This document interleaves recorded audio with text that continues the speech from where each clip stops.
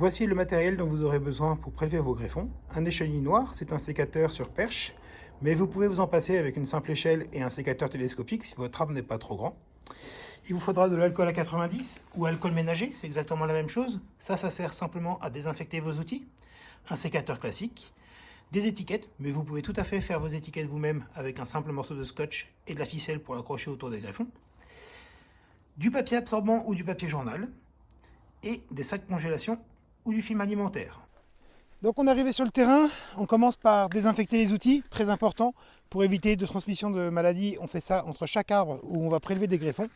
Un petit coup d'alcool sur la lame, voilà, ça suffit. Et après, on va pouvoir aller prélever les greffons. Le principe pour prélever des greffons, c'est qu'on va essayer de prendre le maximum des branches du bois de l'année.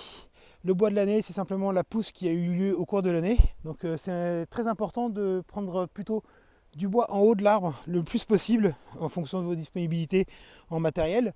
Voilà, et puis on va essayer également de prendre des branches orientées à 60 degrés.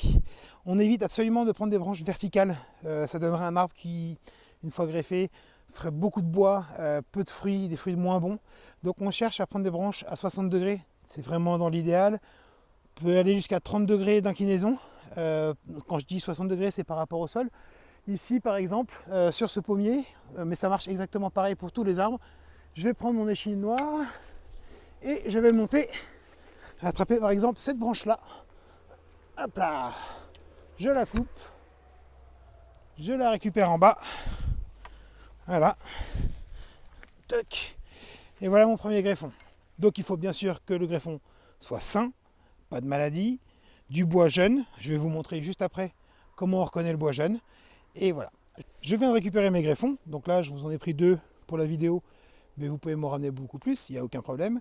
Plus j'ai de matière, plus j'aurai de choix dans mes greffons, et plus la greffe sera jolie. Voilà. Au niveau du diamètre, on va essayer d'éviter de faire plus petit que ça. Là, on est vraiment sur un diamètre minimum. Votre porte-greffe va faire entre 8 et 10 mm. L'idéal, c'est de se rapprocher le plus possible. Plus gros ou plus petit, c'est pas dramatique, mais on évite quand même de faire plus petit que celui-ci, qui doit faire 3-4 mm de diamètre. Voilà. Ensuite, pour reconnaître le bois de l'année, on va partir de l'extrémité de la branche. J'espère que vous voyez bien ici. On remonte le long du bois. On voit que le bois, à un moment, il va changer. Ici, je ne sais pas si on le voit bien, mais sur ce niveau-là, on a un changement.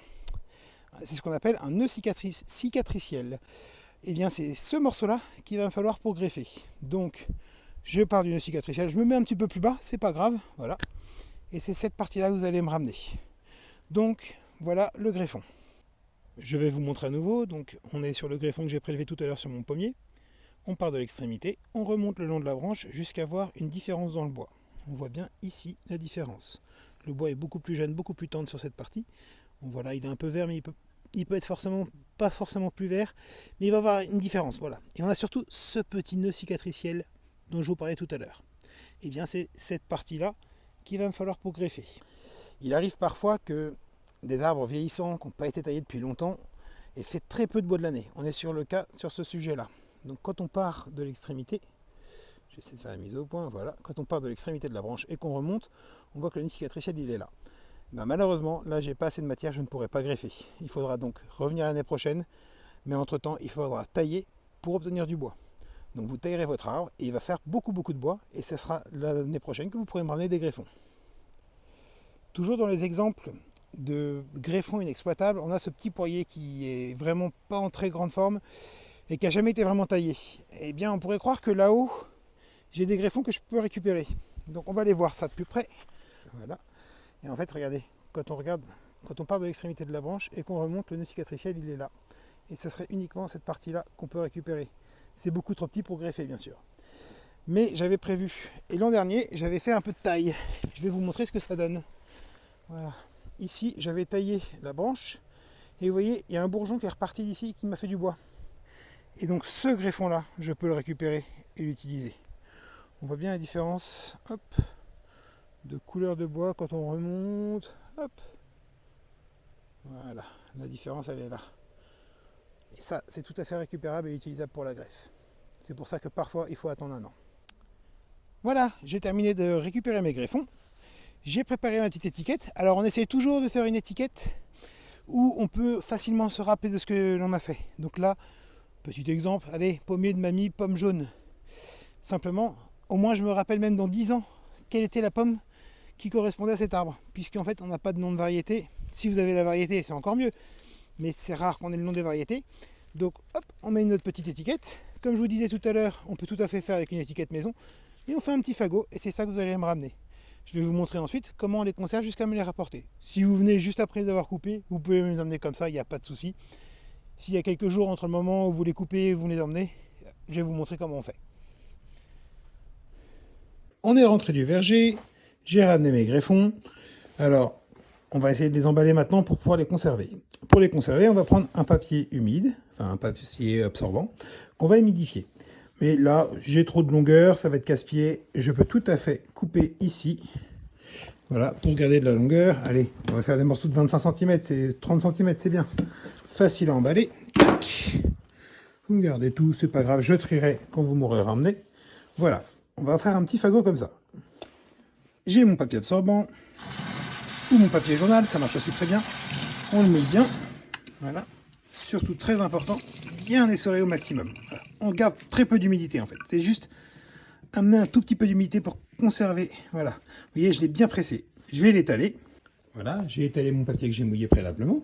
J'ai fait mon petit fagot. Et puis je vais tout simplement enrouler le papier autour. Voilà. Très difficile de le faire à une main, mais bon, on va y arriver. Voilà. Et là, vous gardez toute la fraîcheur de vos greffons.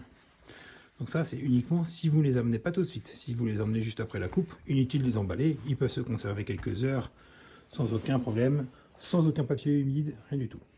Par contre, une fois que vous avez emballé comme ça, vous allez les conserver dans du film fraîcheur ou dans un sac congélation. Donc on va faire le film fraîcheur ici. Voilà, j'ai mis mon film fraîcheur, j'enroule bien serré pour avoir le moins d'air possible qui rentre dedans. Regardez toute la fraîcheur. Voilà. Hop.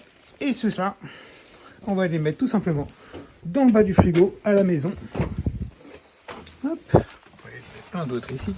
Et voilà. Votre greffon est prêt à être conservé. C'est d'ailleurs comme ça que je vais le garder tout l'hiver jusqu'à la période de greffe.